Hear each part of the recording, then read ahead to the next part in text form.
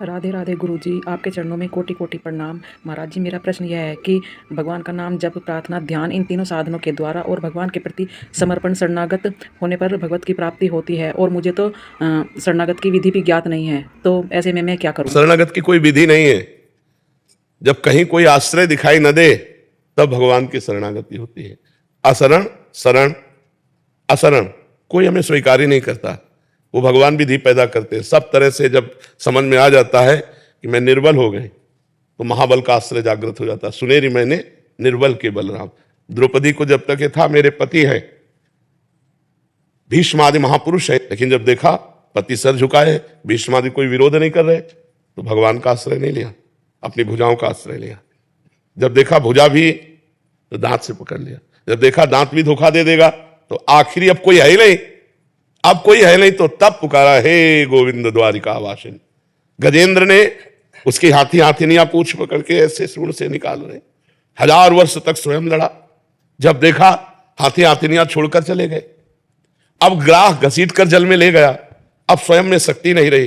तब उसे पूर्व जन्म के भजन के अनुसार, इंद्रद्युम्न नाम का राजा था, उसे स्मृति आई, हे हरि, और गजेंद्र स्तोत्र का जो गान किया, भगवान आए। और तो शरणागति सही माने में कोई सीखने पढ़ने की चीज नहीं है।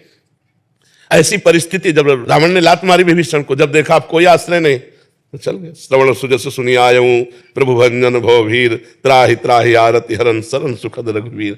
जब हमको सारे रास्ते बंद दिखाई देते हैं और एक रास्ता खुला दिखाई देता है भगवान का, तो जीव अपने आप शरण हो जाता है। और इसकी पद्धति यह है कि गुरुजनों का, संत जनों का आश्रय ले, तो श्रवण सुजस, जब भगवान की महिमा सुनते हैं, संसार का दुख देखते हैं, तो आनंद सिंधु भगवान की तरफ बढ़ने की जो इच्छा होती है, वही शरणागति। जो आप बोलेंगे वही करो। नाम जप करो, नाम जप करो, सब कुछ ठीक हो जाएगा। इसी से राधा राधा राधा सब कुछ ठीक हो जाएगा। रानी के पति भी थोड़ा सा उनका खान पान भी बेचारी। तुम अपना संभालो, अपने अपने कर्म को सब कोई भोगता है। को न काहू के सुख दुख कर दाता, निज कृत कर्म भोग सुन भ्राता।